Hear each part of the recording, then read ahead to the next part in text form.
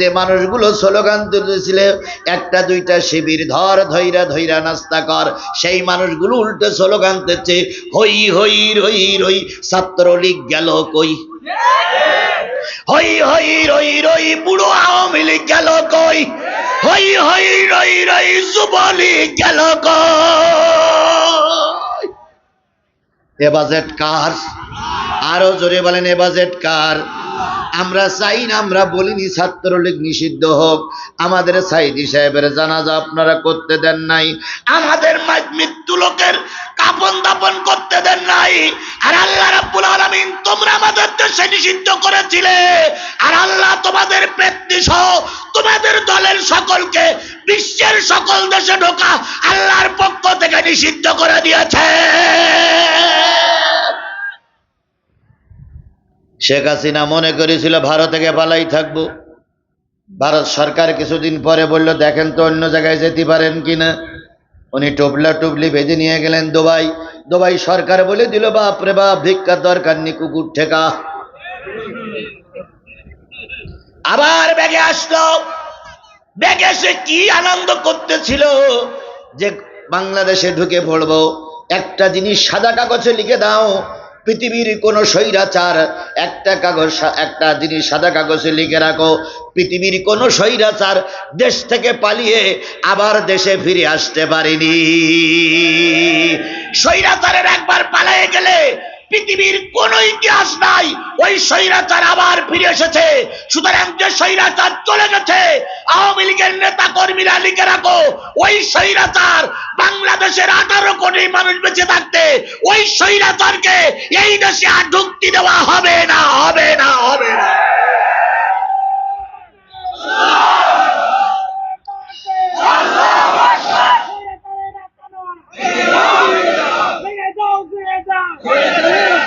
আর এই স্বৈরাচারের সঙ্গে আর এক দালাল সহযোগিতা করেছিল, সেই দালালের নাম কি?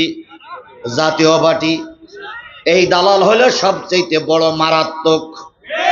জোরে বলেন ঠিক না বেঠিক? ওরে বাবা, আমাশা ডায়াবেটিস দেখা যায় কিন্তু ক্যান্সার দেখা যায় না। এই স্বৈরাচারের ক্যান্সার ছিল হলো এই জাতীয় পার্টি। যতবার ওরা নির্বাচন করেছে ততবারই জাতীয় পার্টি ওদের শেল্টার দিয়েছে। যদি জাতীয় পার্টি শেল্টার না দিত, এই স্বৈরাচার, এই ফেরাউনের বাচ্চা একটা টার্মেও ক্ষমতায় থাকতে পারত না।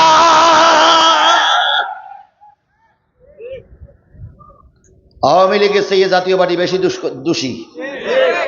আওয়ামী লীগটা প্রকাশ্য চেনা যেত যে আমাদের দুশ্মন, কিন্তু এই স্বৈরাচার ভিতরে ভিতরেই ওদের সহযোগিতা করেছে। কথা ঠিক না বেঠিক? কথা ঠিক না বেঠিক? খেলা দেখেন, গতকালকে এই দালাল পার্টি, জাতীয় পার্টি না, এটা কি পার্টি? যদি কোনো দালাল জাতীয় পার্টির লোক দেখেন তাহলে বলবেন ভাই দালাল পার্টি ভাই কেমন আছো? এই দালাল পার্টি, এই দালাল পার্টি কালকে গতকালকে ছাত্র জনতা ঢাকার অফিস একদম আগুন লাগাই পোড়াই দিয়েছে। শুধু পোড়াই দেয়নি, ওরা বলেছে যে রসুলের সঙ্গে শত্রুতা করেছিল আবু জেহেল। আবু জেহেল যখন ধ্বংস হইল, আবু জেহেলের বাড়ি ঘরদর করা হলো কি পায়খানা? International bathroom. আর গতকাল ওরা সাইনবোর্ড ঝুলাই দিয়েছে জাতীয় পার্টির অফিস বাংলাদেশের জন্য উন্মুক্ত, যার যা পায়খানা লাগবে সব জাতীয় পার্টির অফিসই পায়খানা ঘুরে যাবা। আল্লাহ দেখাতে পারে না, পারে না? জোরে বলেন আল্লাহ খেলা করতে পারে না, পারে না? তুমি আর আমি যখন নিশ্চুপ ছিলাম তখন এই আল্লাহ পাকের সাহায্য আসতে শুরু হলো।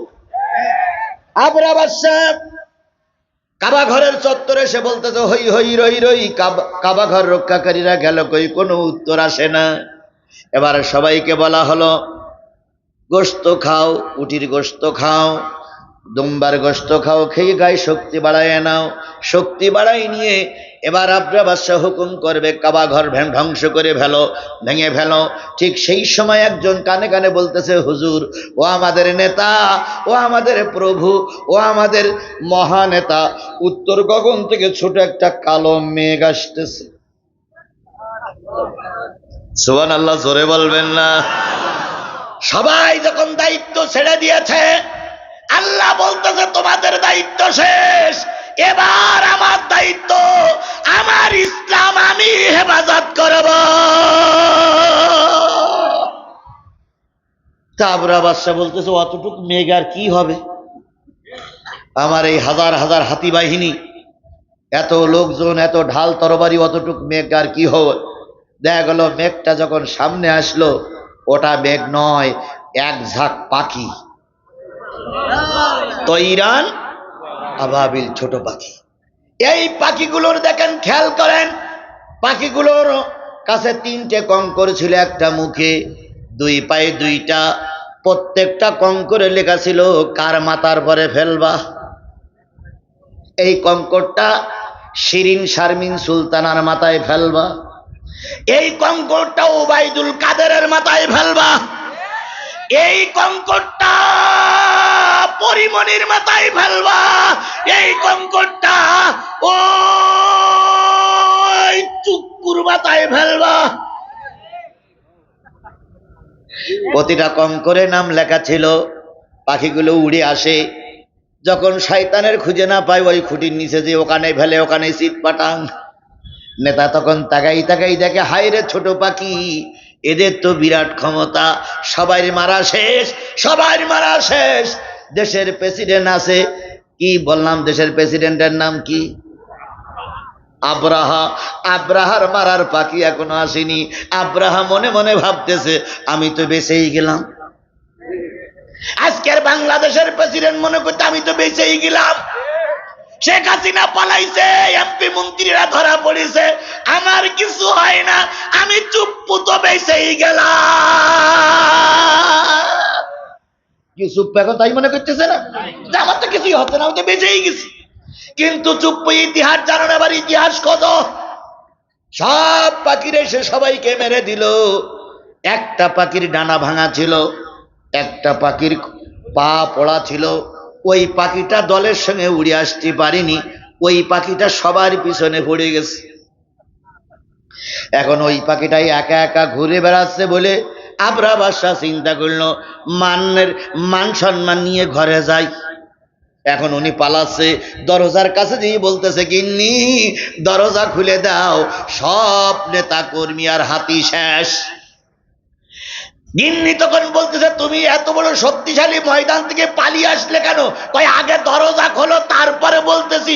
হঠাৎ করে মাথার দিক তাকাই দেখে সেই খোড়া পাখি ঘুরতেছে। পাখি রে, ময়দান থেকে তো আমি পালাই আইছি, তুই এখানে কেন? পাখির জবান থেকে আওয়াজ আসতেছে তোমারে মারার জন্য আল্লাহ পাক ভালো পাখি রাখিনি, তাহলে আল্লাহর ইজ্জতের খেলাফ হবে।